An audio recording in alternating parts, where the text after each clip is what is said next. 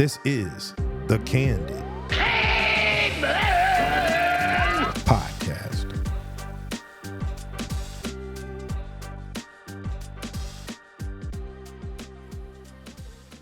Welcome back to the channel, everyone. And as always, thank you for tuning in. Definitely got a controversial topic I want to talk about today, and that is the whole situation with Daniel Penny being acquitted of negligently unaliving a man on the subway. And I just want to give you a little bit of reference to why I use the word unaliving. I do have this podcast on YouTube as well as other platforms, but specifically YouTube does not like you using certain words. And if you use those certain words, YouTube will try to demonetize your channel, the video, try to give you a strike and accuse you of inciting violence or things along those lines. So unfortunately, I have to use the words unaliving because of YouTube. I am not somebody who is censoring the word or afraid to say it or anything along those lines. I'm simply doing it to please the YouTube gods. So let's get into the Daniel Penny situation. Start out by giving a little background on who Daniel Penny is and what exactly happened. Daniel Penny is a 26-year-old former U.S. Marine who lives in New York City. He was recently tried and acquitted of criminally negligently unaliving Jordan Neely, who was a 30-year-old black man. Penny was traveling northbound on the F train in Manhattan. At around 2:30 p.m., Jordan Neely, who was a homeless street performer who was kind of known by everybody, he did have a history of mental illness and encounters with law enforcement, boarded the train and started shouting and acting erratically. Witnesses said that Neely was expressing frustration with his living conditions, saying, "I don't care if I go to jail," and that he was ready to no longer be on this earth anymore, which I guess made some people feel intimidated, scared. But it was reported that there was no physical contact initiated by Neely. Now, I did read that he may have been throwing trash or something like that around, but from what I've seen, he didn't make any kind of physical contact with anybody. Despite all of this, Penny and two other people approached Neely to subdue him. Penny ended up applying a chokehold, which they said lasted several minutes, during which bystanders do what they always do nowadays and sat there and recorded. After a while, Neely became unresponsive and emergency responders were called to the scene, at which point shortly thereafter, Neely was pronounced dead. And the New York City medical examiner later ruled that the cause of death was due to compression of the neck. So essentially, Daniel Penny unalived Jordan Neely. Now, I want to break this whole situation down into two different parts. The first part I want to start out with is the racial part, because that was something that seemed to be pretty front and center on this trial when it started. I'm probably going to upset a lot of black people here, but that's nothing new for me. In my opinion, this incident had absolutely, positively nothing whatsoever to do with race. It just was a coincidence that Jordan Neely was black and he was the guy who was on the train causing a bunch of commotion and yelling and acting erratically.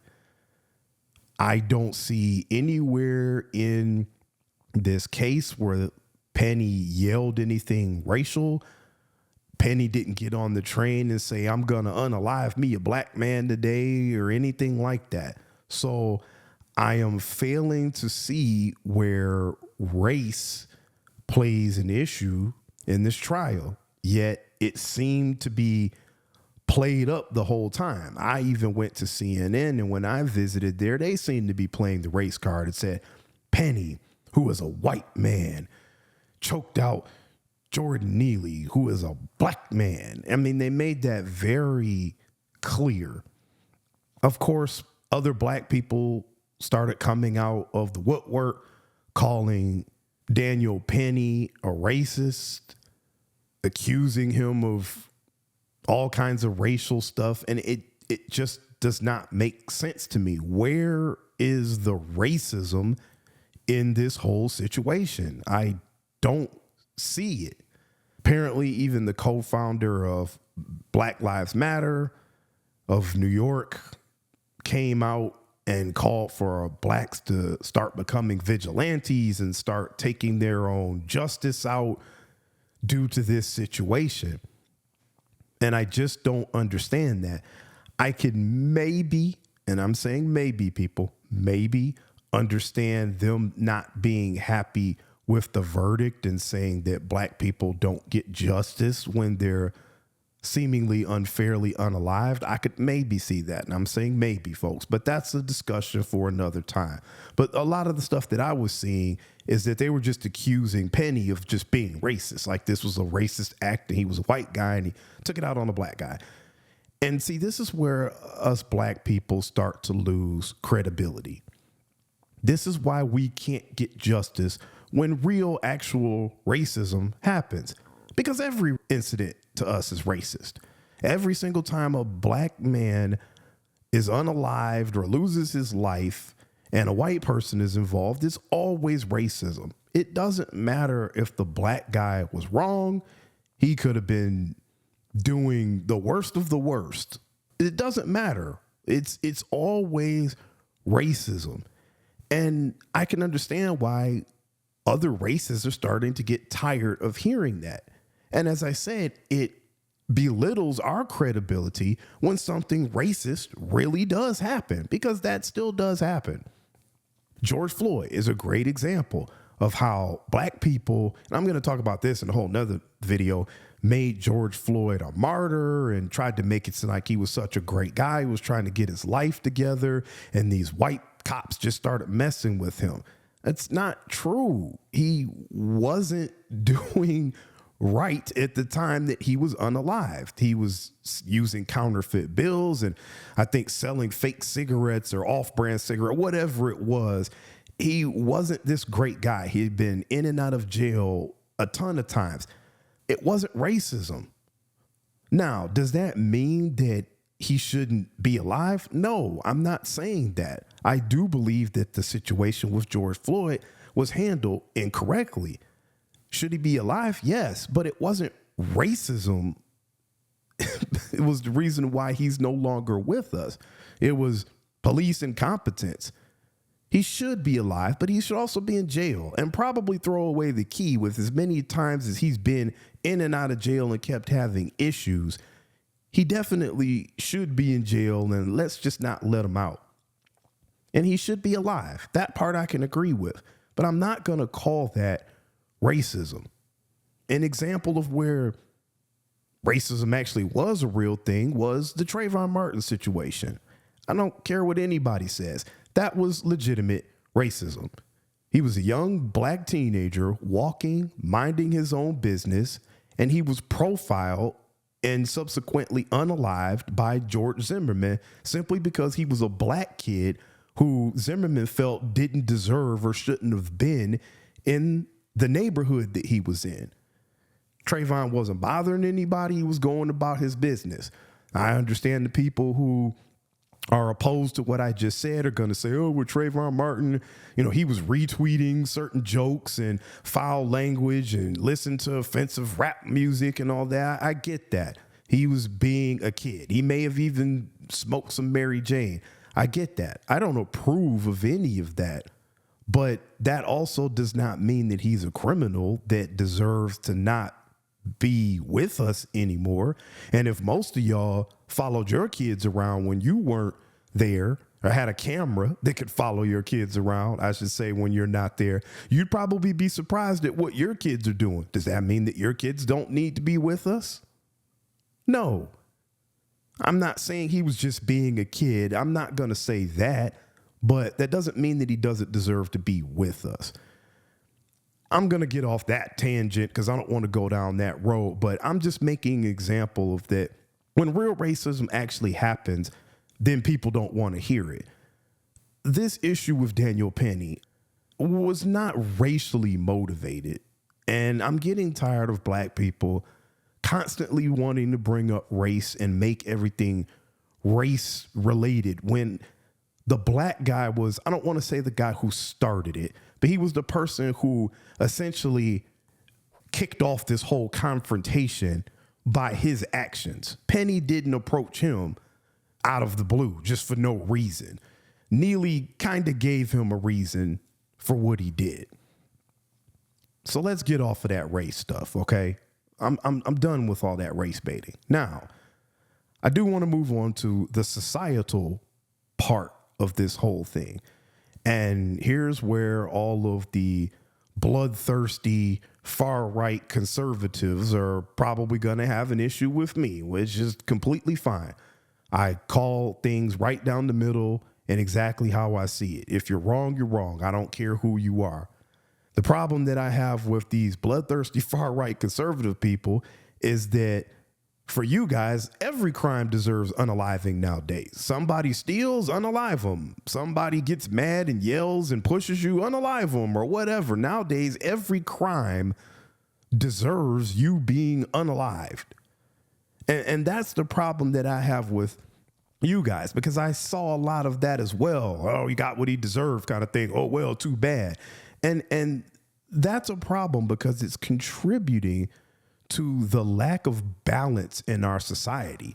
It's either you got to go all one way or you got to go all the other way. It's either you're good or you get unalive for even the smallest of things. And I do have an issue with that. The punishment doesn't fit the crime. And that's the issue that I have there.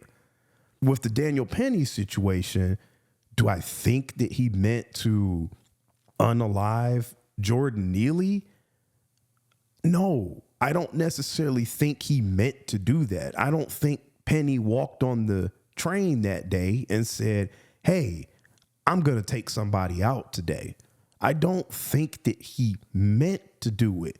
With that being said, is Penny still negligent? As much as I hate to say it, yes, I do believe that Penny is still negligent in this whole situation. He was negligent. And unfortunately, I know I hate to say it. He was a Marine. He served the country. I hate to say this, but I feel like right is right and wrong is wrong. I feel like this was a miscarriage of justice by Penny getting off. He held the chokehold on Neely for at least 6 minutes. And they said even after Neely had stopped moving, he was done. He stopped moving. He was out. Penny still held the chokehold for at least another minute. That starts to get into the negligent territory, folks. I'm sorry. Even if we're talking about somebody who is a concealed carry person and you end up having to use that concealed carry to defend your life, you put that person down. Once that person is down and they are no longer a threat, you cannot go up to that person and continue dumping rounds into them. You can't do that. You just can't. Whether you like the law or not, whether you agree with it or not, that's the law. Once the threat has been neutralized, you are to retreat, get to a safe place, call the police, do all that kind of stuff. You can't walk up to that person while they're down and just continue dumping rounds into them. That is bad news for you. And that's the law. So essentially, that's kind of what happened in this situation. Neely was subdued. He was out. He had passed out or whatever the case was from the chokehold, but yet Penny held it for another full minute, maybe plus. Obviously, Penny was untrained in how to apply a chokehold correctly. If he would have done a rear naked choke on somebody, that's a jujitsu move or martial arts move. You get behind the guy, you apply it correctly. Neely would have been out in 15 to 20 seconds. Like, Neely would have been out. He'd have been passed out, and that would have been that.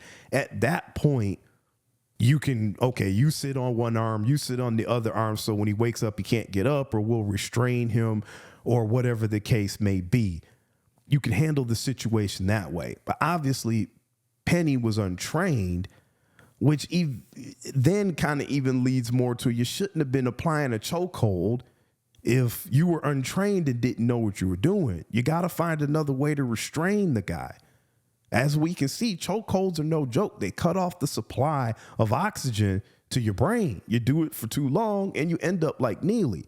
So if you don't know what you're doing, you probably should have found a different way to try to restrain him. But unfortunately, that didn't happen. And Daniel Penny was the cause of that, which makes him negligent. And again, I hate to say that. He's a Marine. He served the country. And I don't think that he meant to do it. But that's why they have different parts of the law, because it's based on intent. That's why they had criminally negligent unaliving of somebody instead of just flat out the M word.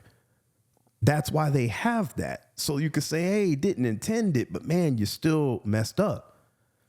And I don't want anybody out here to think that I'm pro-criminal. I'm absolutely not pro-criminal. I am all about the 2A. I'm all about self-defense, all of that. I'm all about stand your ground, castle doctrine, all of that. I'm with all of that.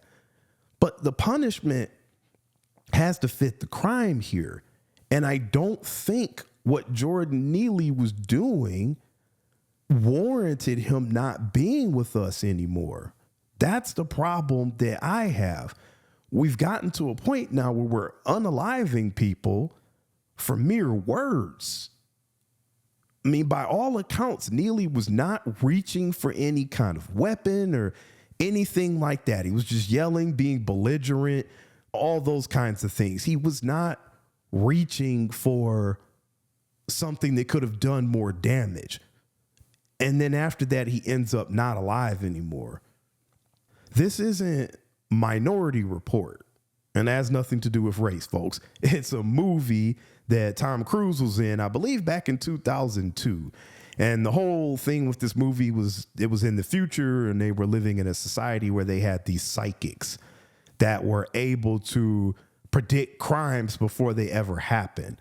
So they would predict crimes, and people were getting arrested before the crimes would even happen. We don't live in that kind. This isn't Minority Report. We don't live in that kind of society. We can't assume something is about to happen and then just take those kinds of extreme actions based on us just assuming or thinking it's about to happen. There was nothing that Neely did that escalated this to the point of him no longer being with us. As I said, it really is tough because I know Penny may have been worried for his safety. Other people may have been kind of worried. But at the same time, folks, I'm not even trying to be funny. We see this kind of stuff at Walmart like every other week. Like every other week, there's somebody in Walmart acting crazy, yelling, hollering, and getting mad about something, people fighting, whatever. I mean, we see this kind of stuff at Walmarts across the U.S. all the time, with people behaving like fools. Those people usually end up going home. They don't end up unalived. We now know that Jordan Neely had mental issues, and I'm not blaming Penny for not knowing that. How was he supposed to know? He had no clue that this guy had mental issues. So I'm not blaming Penny for not knowing that. But again, it does not excuse the excessive use of force that I believe Penny used. And let's be honest, if this were the police, they'd be wrong too. And we'd want them investigated. We would say, hey, man, Why didn't you use a taser? Why didn't you use a non-lethal way to take this guy down? He was obviously having a mental episode, even though to some people it may not have been obvious, and to Penny it may not. But, some people say, hey, he was obviously having a mental episode. Why didn't you take him down another way and try to get this guy help instead of just unaliving him? And again, I'm not being pro Jordan Neely here. He obviously had some issues, and whether they were treated, untreated, or he refused treatment, that kind of stuff, I don't know. I'm simply saying he should, at the very least, be alive and in a mental institution and possibly in jail for a long time. I have no issues with that. He's not innocent, but what he did not warrant him not being with us anymore. The concern that I have is that we're going to end up like the Wild Wild West as a society. And it seems like morals are being lost and every crime is essentially worthy of being unalived. Like every crime, people are just, whatever. He got what he had coming to him. This was a human life. You can't tell me that what he did on that train deserved not being here unless he literally started assaulting people and hurting people. Then you have the right to protect yourself and you got to do what you got to do. But we have this wild, wild west mentality now where, whatever. You just take somebody out and so what? You just keep on moving.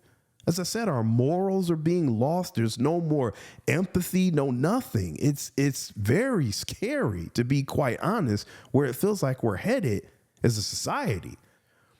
My concern is that simple words or somebody even saying that you said something can get you unalive now with no consequences. So now we can have somebody say, well, he said he was going to do this to me or do that to me. I felt threatened, and so I did what I had to do. And then people are going to turn and look at this case and say, well, we let this guy off, so we need to let him off too. I mean, that's a huge concern of mine.